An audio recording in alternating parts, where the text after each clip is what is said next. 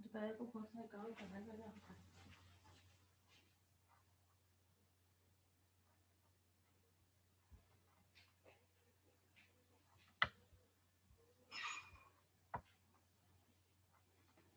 Hello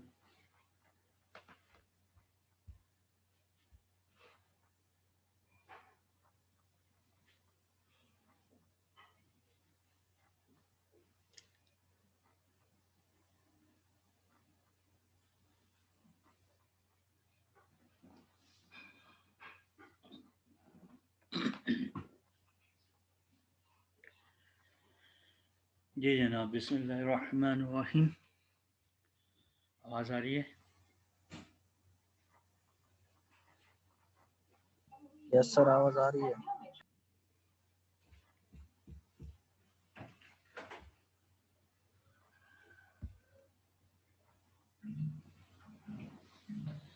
चलें जनाब, उम्मीद करते हैं कि आज शायद सही लेक्चर डिलीवर हो जाए।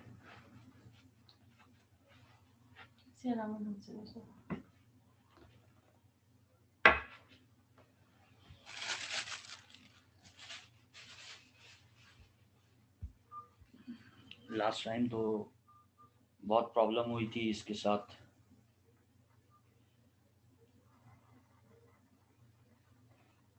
काफ़ी कुछ सही करने की कोशिश की गई है। वैसे तो खैर ये रिकॉर्डिंग पे मैं डाल दूंगा दोबारा, लेकिन कोशिश करेंगे आज की क्लास थोड़ी कम लूँगा मैं, लेकिन इसको पूरा हो जाए।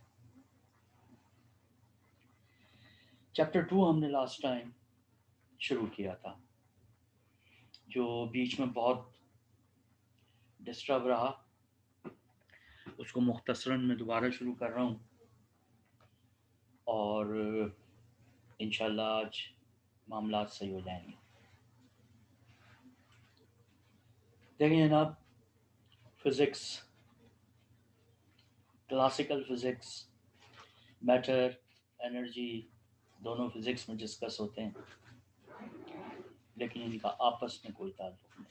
क्लासिकली मैटर पार्टिकल नेचर रखता है और पार्टिकल से हमारे लिए डिसकंटिन्यूटी सामने आती है, जबकि एनर्जी वेव नेचर रखती है और कंटिन्यूटी शो करती है। These are the classical concepts. लेकिन जब हमने लास्ट डिस्कशन किया था कि एनर्जी डुअल नेचर लेनी पड़ गई हमें, कि एनर्जी डुअल नेचर रखती है as well as wave behaviour के साथ साथ वो पार्टिकल बिहेवियर भी रखती है। और ऐसा करने के लिए प्लैंक्स की थ्योरी हमारे सामने आई और फिर कुछ एक्सपेरिमेंटल एविडेंस हमारे सामने आए, जिनमें फोटोइलेक्ट्रिक इफेक्ट, क्वांटम इफेक्ट और पेयर प्रोडक्शन थे।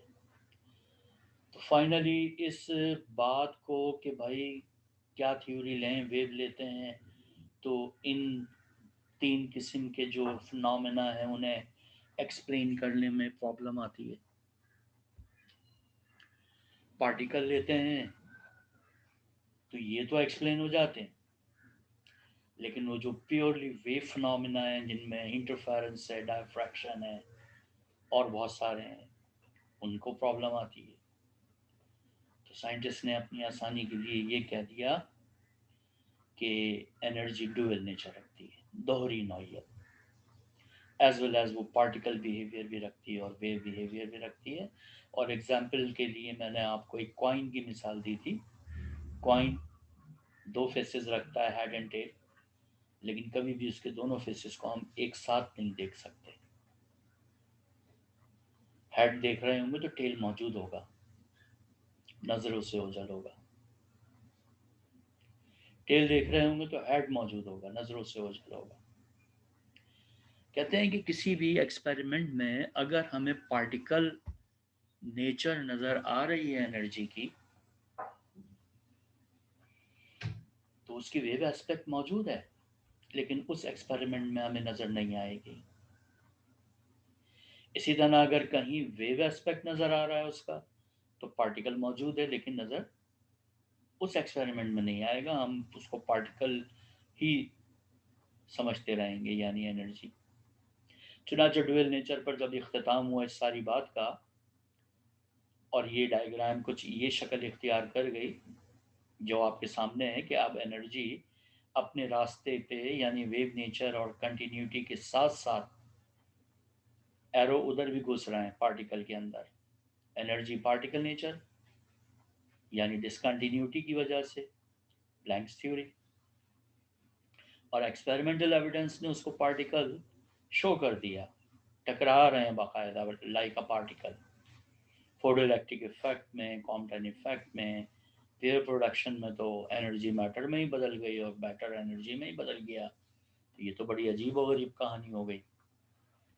चुनाचे डुअल नेचर के बाद एक साहब थे, फ्रेंच या फ्रांसीसी थे ये, इन्होंने कहा अगर एनर्जी डुअल हो सकती है तो मैटर डुअल क्यों नहीं हो सकता। मैटर को भी डुअल नेचर होना चाहिए, यानी मैटर है तो पार्टिकल नेचर डिसकंटिन्यूअस, लेकिन कहीं ना कहीं इसको वेव की तरह भी बिहेव करना चाहिए।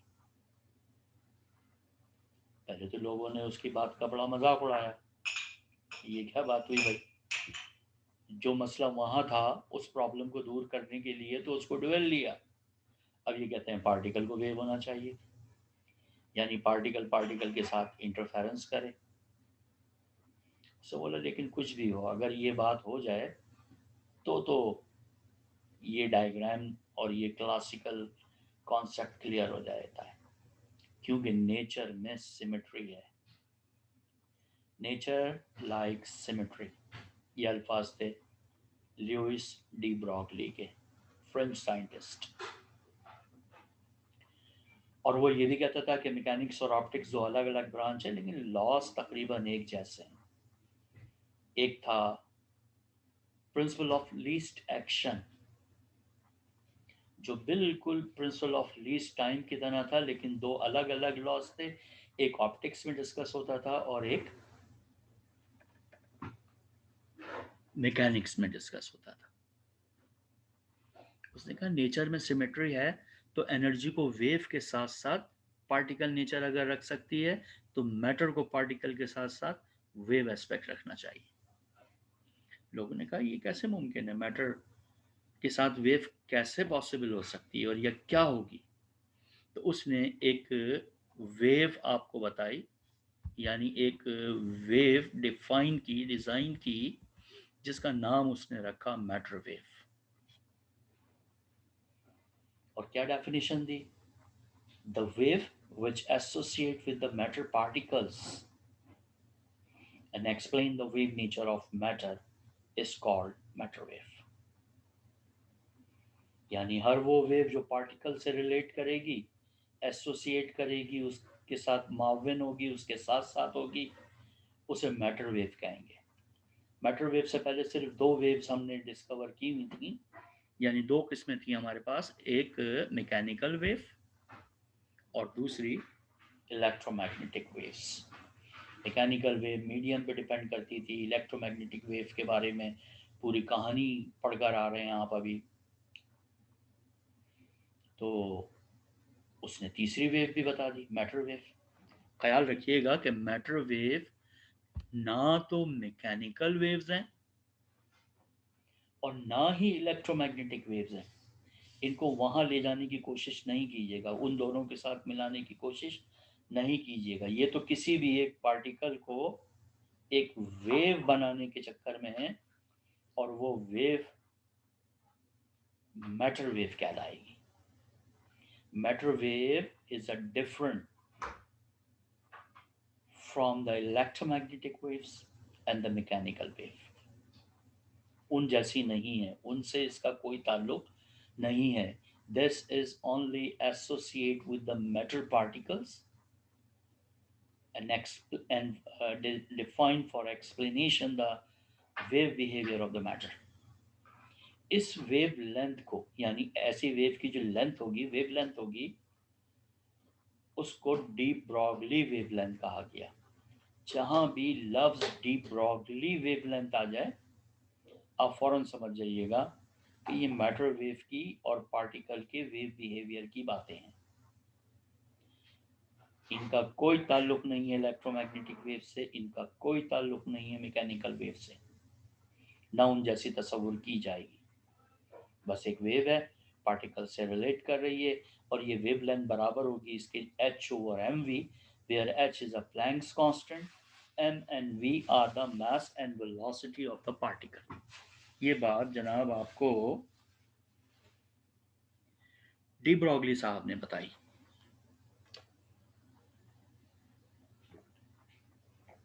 फिर क्या होता है? लोगों ने कहा नहीं भाई, बात कुछ क्लियर नहीं हो रही, ये क्या मतलब हुआ, पार्टिकल कैसे वेव हो सकती है?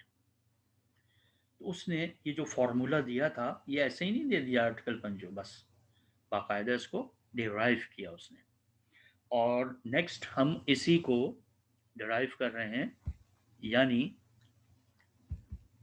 द डी ब्रॉगली वेवलेंथ के नाम से। ये आ गया जनाब डी ब्रॉगली वेवलेंथ। इसको ज़रा सा देखिए जल्दी से। उसने एक इक्वेशन ली आइंस्टाइन की, energy mass relation equal to mc²। ये सारी की सारी एनर्जी की इक्वेशन है, इक्विवेलेंस इक्वेशन कहलाती है, और इसमें m आने का मतलब पार्टिकल का तस्करा है, मास का तस्करा है, मैटर का तस्करा है। दूसरी इक्वेशन ली उसने according to the Planck's quantum theory, equal to H nu. ये भी एनर्जी की इक्वेशन है, लेकिन इसके अंदर तमाम की तमाम वेव एस्पेक्ट्स मौजूद हैं। एक मास, एक energy, both are the energy, बस एक मास, एक वेव, एक पार्टिकल, एक वेव, दोनों को मिला दिया उसने 1 और 2 को, mc² equal to H new. फिर इस इक्वेशन में कहते हैं कि जो c² की टर्म आ रही है, इससे रिप्लेस कर देते हैं, किससे? v² से।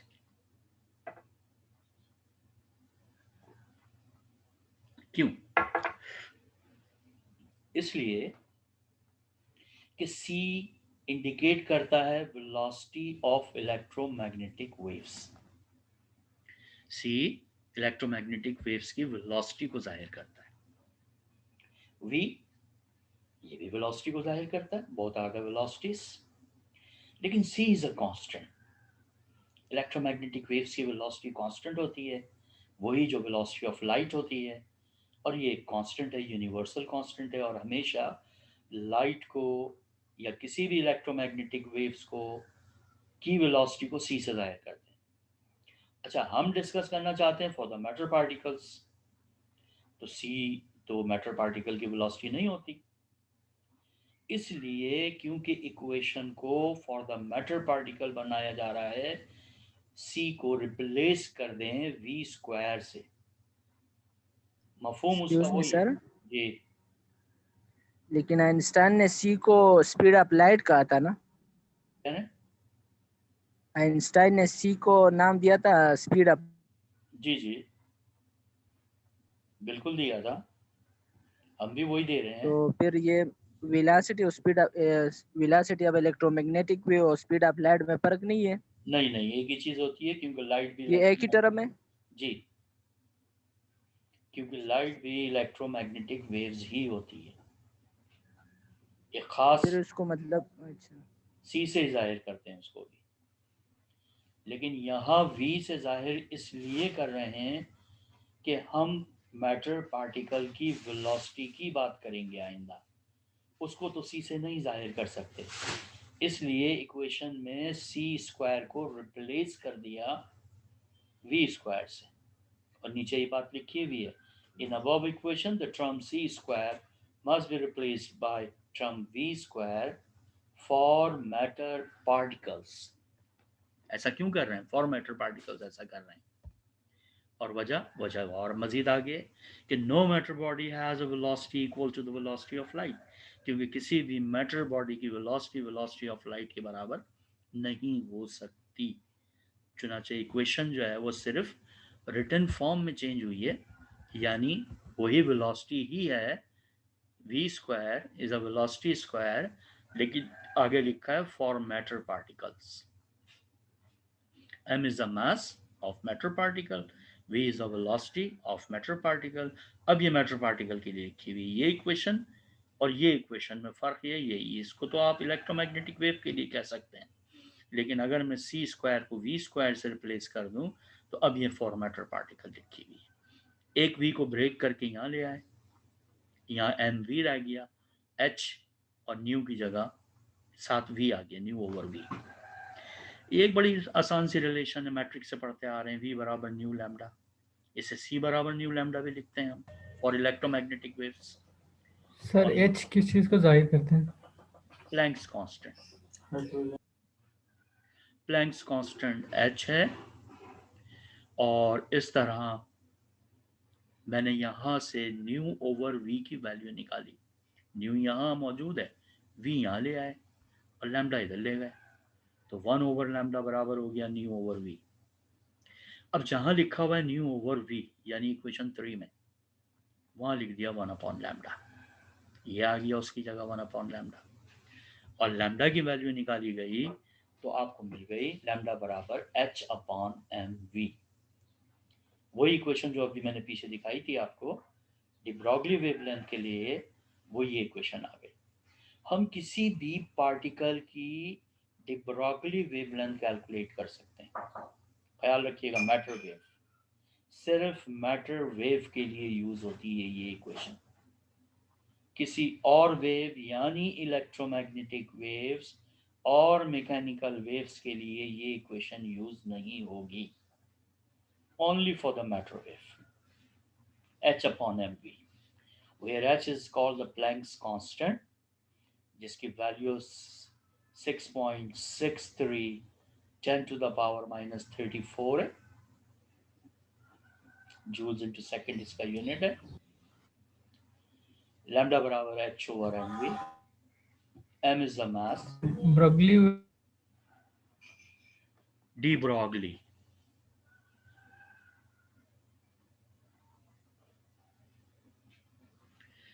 तो इससे मैटर पार्टिकल्स की ही वेवलेंथ कैलकुलेट होगी। अभी तक ये बात बड़ी प्रॉब्लम वाली है कि what is a matter particle wave, particle की वेव से क्या मुराद है। तो फिर ड्यूअल नेचर पे चले जाएं आप अपने आप को लेकर, कि ड्यूअल नेचर क्या बताता था आपको कि एनर्जी जो कि है तो वेव नेचर, लेकिन पार्टिकल बिहेवियर भी रखती है। तो मैटर जो कि है तो पार्टिकल, लेकिन इसे वेव बिहेवियर रखना चाहिए। ये बात डी ब्रॉगली की जहन की पैदावार है, और वो हर मुमकिन इस कोशिश में लगा हुआ है कि पार्टिकल को भी वेव की तरह साबित कर दे। उसने पहले मैटर वेव बताई, फिर मैटर वेव की वेवलेंथ बताई, और मैटर वेव की वेवलेंथ के लिए फॉर्मूला दे दिया कि आप उसे कैलकुलेट कर सकते हैं। चुनाचे हमें यही बात डी ब्रॉगली ने ही कही कि ज़रा देखें कि मैटर वेव कहाँ मिलेगी, कहाँ से तलाश करें। तो तलाश करने के मामले में हमारे सामने दो एग्जाम्पल्स आ रही हैं, ये इसका हिस्सा ही है, ख्याल रखिएगा, ये मैं कोई न्यूमेरिकल नहीं बता रहा हूँ आपको, इस डी ब्रॉगली ही का हिस्सा है। दो ऑब्जेक्ट कौन से लिए हमने, एक क्लासिकल ऑब्जेक्ट लिया है। क्लासिकल ऑब्जेक्ट ऐसे ऑब्जेक्ट्स जो हमारी क्लासिकल दुनिया में मौजूद हैं, जिनके मासेस ज़्यादा होते हैं, जिनकी वेलोसिटी कम होती है, जो हमारे सराउंडिंग में हमें हरकत करते हुए नजर आते हैं। यानी कोई भी चीज़, मिसाल के तौर पे मैंने एक ऑब्जेक्ट ले लिया, मास 1 kg, हर 1 kg के मास को आप देख सकते हैं बड़े आसानी से। वेलोसिटी बहुत ज़्यादा होगी तो साउंड की वेलोसिटी के बराबर होगी, मैंने तो बहुत मामूली वेलोसिटी ली है, यानी तकरीबन 10 मीटर पर सेकेंड, 10 मीटर पर सेकेंड, यानी क्लासिकल ऑब्जेक्ट की वेलोसिटी। एच प्लैंक्स कांस्टेंट लिखा हुआ है आपके सामने।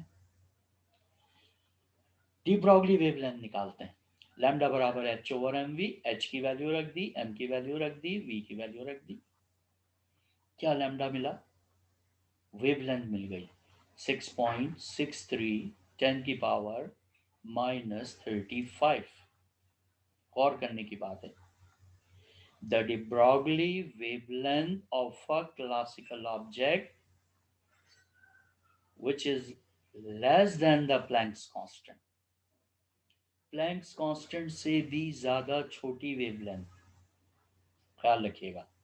प्लैंक्स कांस्टेंट में तो आता है तकरीबन 10 की पावर -34, लेकिन एक आम सा ऑब्जेक्ट जो हमारे सराउंडिंग में हमें कहीं भी मिल सकता है हरकत करता हुआ, नॉर्मली उसकी वेवलेंथ, मैटर वेव यानी डी ब्रॉगली वेवलेंथ यानी उसका वेव बिहेवियर प्लैंक्स कांस्टेंट से छोटा है।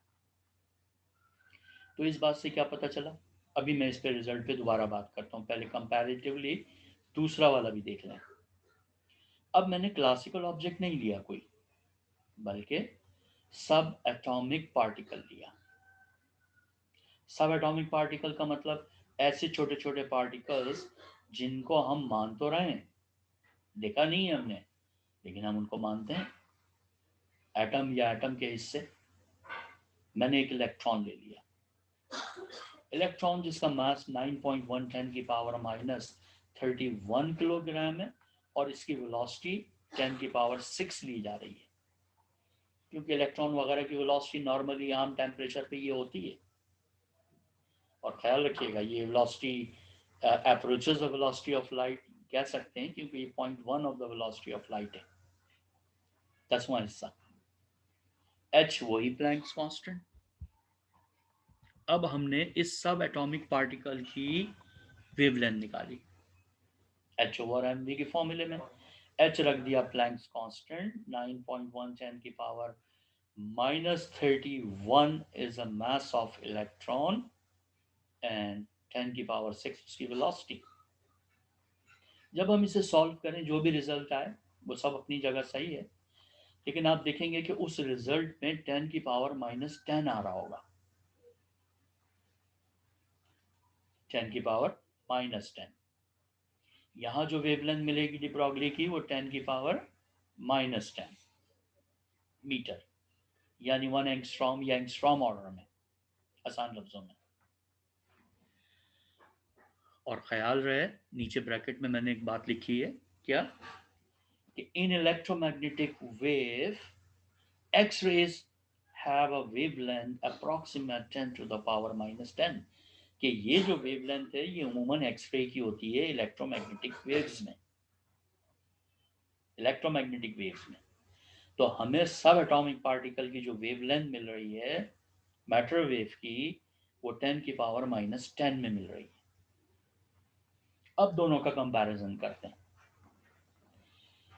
क्लासिकल ऑब्जेक्ट्स मैंने तो 1 kg और 10 मीटर पर सेकंड लिया था। फर्ज करें ट्रक जा रहा है आपके पास से, 10 मीटर की वेलोसिटी से जा रहा है, लेकिन कम से कम ट्रक का मास तो 1 kg नहीं होगा ना। अगर वो पूरा ओवरलोडेड है तो 10 की पावर 4 या 10 की पावर 5 kg होगा।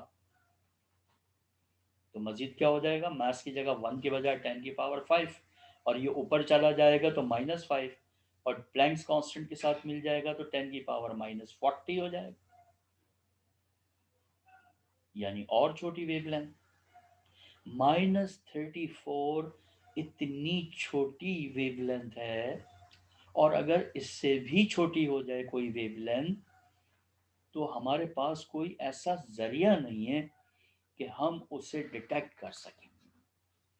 कोई एक्सपेरिमेंट, कोई डिटेक्टर, कोई भी चीज़ ऐसी नहीं है जिससे इतनी छोटी वेवलेंथ को हम डिटेक्ट कर सकें। तो इसका बड़ा आसान सा मतलब हुआ कि मैटर वेव को क्लासिकल ऑब्जेक्ट्स में डिटेक्ट नहीं किया जा सकता। क्लासिकल ऑब्जेक्ट जो आपके सराउंडिंग में हैं, मूव कर रहे हैं, हरकत कर रहे हैं, वो आपको एज अ पार्टिकल ही नजर आएंगे, एज अ मास ही नजर आएंगे। हम उनकी वेवलेंथ को या उनकी वेव की शक्ल को या उनकी वेव बिहेवियर को एक्सप्लेन नहीं कर पाएंगे। तो जब हम क्लासिकल मैकेनिक्स या क्लासिकल फिजिक्स पढ़ रहे हैं तो हमारे लिए वहाँ मैटर कभी भी अपने आप को एज अ वेव शो नहीं करेगा, नॉट इन एनी एक्सपेरिमेंट, किसी भी एक्सपेरिमेंट में नहीं करेगा। हमें तो वो पार्टिकल ही नजर आएगा। बड़ी आसान सी बात हुई कि अगर मैटर वेव को तलाश करना है तो क्लासिकल फिजिक्स में नहीं हो सकता, क्लासिकल ऑब्जेक्ट्स के साथ नहीं हो सकता। दूसरा वाला जब हम एग्जाम्पल देख रहे हैं इलेक्ट्रॉन का यानी सब एटॉमिक पार्टिकल्स का, तो वहां 10⁻⁻10 मीटर आया है रिजल्ट, यानी वेव लेंथ मैटर वेव की तकरीबन उतनी ही बन रही है जितनी के इलेक्ट्रोमैग्नेटिक वेव में एक्सरेज की बनती है। तो उसने ये बात लोगों को बताई कि अगर आपको मैटर वेव तलाश करना है तो क्लासिकल में तो भूल जाइए। ये नहीं सोचें कि एक ट्रक आपके सामने से गुजरा तो मुझे उसकी वेव नजर आ जाएगी या मैं उसकी वेव को साबित कर सकता हूँ, नहीं। इसलिए कि वो इतनी छोटी है कि आपके पास कोई इंस्ट्रूमेंट, कोई डिटेक्टर, कोई एक्सपेरिमेंट, कोई तरीक़ाकार ऐसा नहीं है कि आप उसकी वेव एस्पेक्ट को देख सकें या उसको एज अ वेव कंसीडर कर सकें। नहीं कर सकते क्योंकि वेव लेंथ बहुत छोटी है। लेकिन अगर आप मैटर वेव को तलाश करना चाहते हैं तो उसे सब एटॉमिक पार्टिकल्स में तलाश कीजिए, क्योंकि वहां कुछ ऐसी वेव लेंथ आ रही है कि जिसको डिटेक्ट करने के हमारे पास तरीक़ेकार, एक्सपेरिमेंट और डिटेक्टर मौजूद हैं। तो ये बातें सब हमें बताई जनाब Louis de Broglie, French scientist. पहले तो लोगों ने डी ब्रॉगली की बातों को कोई इतना सीरियस नहीं लिया, लेकिन जब बात डी ब्रॉगली की मैटर वेव की यहाँ तक पहुँच गई तो लोगों ने उन्हें तलाश करने की कोशिश की और ये तो तय हो गया कि अपने सराउंडिंग में, अपनी क्लासिकल दुनिया में तलाश ना करें, सब एटॉमिक पार्टिकल्स में तलाश करें, ऐसे एक्सपेरिमेंट में तलाश करें। तो लोगों ने बहुत कोशिशें की कि शायद मैटर वेव का कोई सुराग मिल जाए, मैटर वेव के बारे में कोई बात पता चल जाए, मैटर वेव का कोई एक्सपेरिमेंटल एविडेंस मिल जाए। लेकिन मैटर वेव का बड़े अरसे तक कोई एक्सपेरिमेंट परफॉर्म नहीं हो सका। तो लोगों ने कहा ये डी ब्रॉगली ऐसी अपनी दिमाग खराब कर रहा है, हमारा भी कर रहा है, अपना भी कर रहा है। नहीं माना इसको, खत्म हो गई बात। लोग मैटर वेव को एक्सेप्ट नहीं कर रहे हैं। फिर जनाब कुछ अरसे के बाद एक अजीब व गरीब किस्म का एक्सपेरिमेंट हुआ। इस एक्सपेरिमेंट का नाम है डेविसन एंड जर्मर एक्सपेरिमेंट। लेकिन इस एक्सपेरिमेंट को समझने के लिए आपको इस दौर से तकरीबन 100-125 साल पीछे जाना पड़ेगा। अगर ये बातें 1928 से 1930s के दरमियान और 35 के दरमियान हो रही हैं तो आपको तकरीबन इससे 100 साल पीछे जाना पड़ेगा, यानी 1834-35 में, 100 साल पहले वहाँ ऐसा क्या हुआ। अभी तो मैं मुख्तसरन बता रहा हूँ इस बात को, लेकिन बाद में इसको तफसील से बात करेंगे। पढ़ा हुआ है आपने ये आर्टिकल, और बल्कि मैं आपसे यही कहूँगा कि इस आर्टिकल को थोड़ा सा आप खुद भी देख लीजिएगा। ये है जनाब ब्रेग्स लॉ, एक्सरे डायफ्रैक्शन।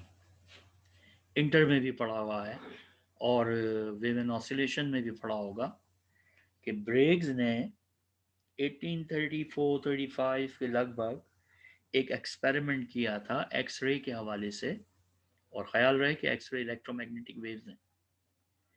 और वो एक्सपेरिमेंट क्या था, ब्रेग्स लॉ कहलाता था। उसने एक्सरेज को क्रिस्टल पर इंसिडेंट करके उनका डायफ्रैक्शन पैटर्न बनाया था। ब्रेग्स इक्वेशन है m lambda is equal to 2d sin theta। तो उस एक्सपेरिमेंट के कुछ रिजल्ट से बड़े अच्छे, 100 साल पहले की बात कर रहा हूं मैं। उन रिजल्ट्स को एक बार पढ़ लीजिएगा ज़रा अच्छी तरह। नहीं समझ में आया तो फिर मैं नेक्स्ट जब इस बात को आगे बढ़ाऊंगा तो उसमें फिर हम उसे डिस्कस कर लेंगे। अभी मैं आपको सिर्फ डेविसन एंड जर्मर एक्सपेरिमेंट के बारे में थोड़ा सा बता रहा हूं कि वो क्या एक्सपेरिमेंट था।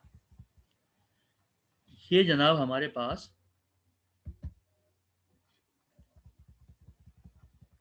एक एक्सपेरिमेंट है जिसका नाम है डेविसन एंड जर्मर एक्सपेरिमेंट।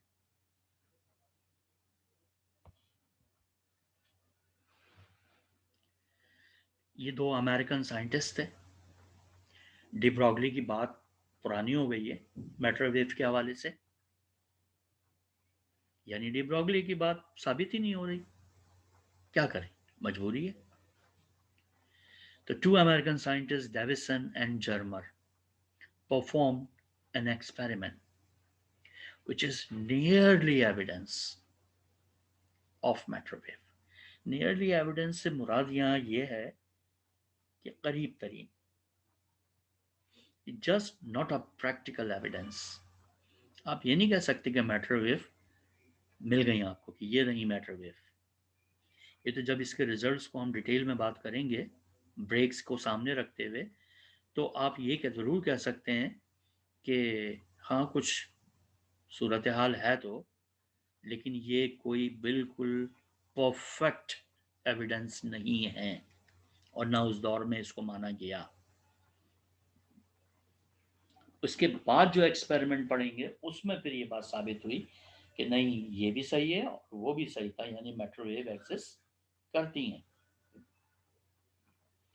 तो ये बड़ा सेंसिटिव मामला शुरू हो गया है, ख्याल रखिएगा। ये आपको एक बिल्कुल नई दुनिया में ले जाएगा आप फिजिक्स की, जो शायद आपने इससे पहले कभी नहीं पढ़ी होंगी और ना आप उनके बारे में इतना जानते होंगे, लेकिन आइंदा आपका वास्ता इसी से रहेगा। तो ये दो American Davisson and Germer experiment कर रहे हैं। वही वाली बात कि ये एक्सपेरिमेंट वो माइक्रोवेव के लिए नहीं कर रहे थे, ये एक्सपेरिमेंट वो किसी और हवाले से, यानी इलेक्ट्रॉन्स के इलेक्ट्रॉन के मुख्तलिफ स्कैटरिंग के एंगल्स को कैलकुलेट करने के लिए कर रहे थे, लेकिन उन्हें मिल कुछ और गया। इत्तेफाकन उनकी अपनी कोई ख्वाहिश नहीं थी कि इस एक्सपेरिमेंट में ये मिल जाए। वो जो कुछ करना चाह रहे थे वो एक बिल्कुल डिफरेंट किस्म की बात थी। The result of the experiment are similar to the Bragg's X ray diffraction by crystals. वही वाली बात जो अभी मैंने आपको बताई और पढ़ने के लिए दी कि ज़रा ब्रेक्स लॉ को पढ़िएगा, एक्स-रे डायफ्रैक्शन को पढ़िएगा। एक्स-रे डायफ्रैक्शन बाय क्रिस्टल के नाम से कहीं भी मिल जाएगा, इवन ये कि फर्स्ट ईयर की बुक में भी मिल जाएगा, इंटर फर्स्ट ईयर में वेव एंड ऑसिलेशन में भी मिल जाएगा आपको। अपने एक्स-रे डायफ्रैक्शन के टाइटल के तहत ब्रेक्स की इक्वेशन पढ़िएगा बस। और अगर नहीं क्लियर होती है तो फिर मैं नेक्स्ट क्लास के अंदर पहले एक्स-रे डायफ्रैक्शन पे बात करते हुए फिर हम इसके रिजल्ट्स को डिस्कस करेंगे। क्या चीज़ है यहाँ पर देखें गौर से। एक एक्सपेरिमेंटल सेटअप आपको दिया हुआ है। The experimental setup is given below, नीचे दिया हुआ है।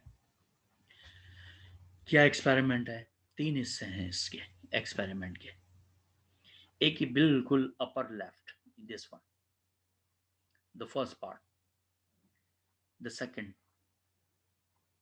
And the third. ये 3 हिस्से हम इसके कर रहे हैं। पहले वाले हिस्से को मजमूई तौर पर इलेक्ट्रॉन गन कहते हैं। इलेक्ट्रॉन गन, इसमें क्या क्या है, B1 and B2 are the 2 batteries, यानी B1 B2 किसको जाहिर कर रही हैं, बैटरीज को जाहिर कर रही हैं, सेल की कॉम्बिनेशन को जाहिर कर रही हैं। F इज अ फिलामेंट, ये फिलामेंट है। S एंड S डैश, ये 2 सिलिड्स हैं। सिलिड्स अपर्चर, सर्कुलर अपर्चर, बहुत मामूली से ऑल पिन के सुराख समझ लीजिए, यानी ऐसे होल जो किसी निडल से किए गए, and the hole is called the electron gun. ठीक है, नीचे भी दिया हुआ है in above figure, B1 and B2 are the two batteries, F is a filament, किस मकसद के लिए, for emission of electrons, electrons के इमिशन के लिए, S and S dash are the two slits for fine beam, electron की fine किस्म की रे या बीम बनाने के लिए, and T is a crystal target, वो यहां पर है, इसकी बात अभी मैं करता हूं। तो ये क्या हो गया हमारे लिए, ये सब हो गया हमारे लिए इलेक्ट्रॉन गन, पूरी चीज ये टारगेट रीजन है। टारगेट रीजन से मुराद ये है कि इसमें कोई क्रिस्टल लगा हुआ है, इसको क्रिस्टल टारगेट भी कह सकते हैं। ये इलेक्ट्रॉन गन से निकले हुए इलेक्ट्रॉनों को टारगेट पे मारते हैं। क्रिस्टल के डिफरेंट फेसेस को ए से हैंडल कर सकते हैं, यानी आप यहां से घुमा के क्रिस्टल के फेसेस का एंगल बना सकते हैं डिफरेंट किस्म के इस इंसिडेंट बीम के साथ। जब इलेक्ट्रॉन इस क्रिस्टल पर इंसिडेंट होते हैं तो ये क्या होते हैं, स्कैटर्ड हो जाते हैं तमाम अतराफ।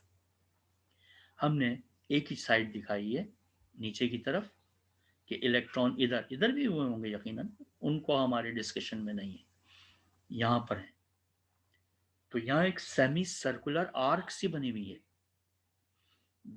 बेसिकली ये सेमी सर्कुलर स्केल है, जैसे डी होता है इस टाइप का, इसके ऊपर एक फैराडे सिलेंडर मूव करता है, नाम है उसका फैराडे सिलेंडर। अच्छा, ये मेरी जो क्लास का टाइम है तकरीबन 2 मिनट रह गया है, इसके फ़ौरन बाद जो है वो आप दोबारा कनेक्ट कर लेंगे, इसके थोड़ा सा डिस्कशन और करके फिर मैं क्लास ऑफ करूँगा, फिर इसको ज़्यादा सारा डिस्कशन जो है वो इंशाल्लाह नेक्स्ट क्लास में ख़त्म कर देंगे। नेक्स्ट क्लास में आपका ये चैप्टर भी तकरीबन वाइंड अप हो जाएगा, क्योंकि मैंने पहले ही बताया था छोटा सा चैप्टर है, और इसकी कंटिन्यूटी में चैप्टर 4 शुरू करूँगा पहले मैं, फिर 3 पे आऊँगा, क्योंकि वो 4 इसी की कंटिन्यूटी में आगे बढ़ेगा। जी, तो 1-1.5 मिनट के बाद ये डिस्कनेक्ट होगा तो आप दोबारा कनेक्ट कर लेंगे फौरी तौर पे। जी जनाब, तो ये सर्कुलर स्केल है एक, यानी मैं इस फैराडे सिलेंडर को इस पे यहाँ से यहाँ तक घुमा सकता हूँ, मूव करा सकता हूँ। फैराडे सिलेंडर क्या करता है, आने वाले इलेक्ट्रॉनों को कलेक्ट करता है, डिटेक्टर भी कहते हैं हम इसको, इलेक्ट्रॉन डिटेक्टर। क्यों?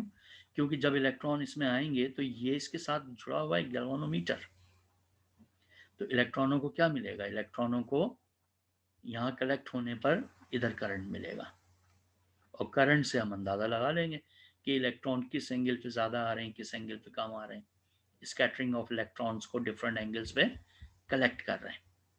तो अगर मैं यहाँ रखूँगा तो ये इंसिडेंट बीम के साथ तकरीबन 10 डिग्री के आसपास और 80 डिग्री तक पे मैं कलेक्ट कर सकता हूँ, 90 पे फिर ये रुक जाएंगे यहाँ पर, लेकिन ये जो इलेक्ट्रॉन यहाँ से स्कैटर्ड हो रहे हैं उन्हें मैं इस पूरे सेमी सर्कुलर स्केल के ऊपर कलेक्ट कर सकता हूँ। इस सिलेंडर का नाम है फैराडे सिलेंडर, और गैल्वेनोमीटर करंट की सूरत में आपको बताएगा। यहाँ पर नीचे सारी डिटेल्स मौजूद हैं इनकी कि क्या क्या चीज़ किस काम आ रही है। In above figure, B1 and B2 are the two batteries. F is a filament for emission of electron. S and S dash are the two slits for fine beam of electron. And T is a target, crystal target. D is a detector, or Faraday cylinder भी कहते हैं, which collect electrons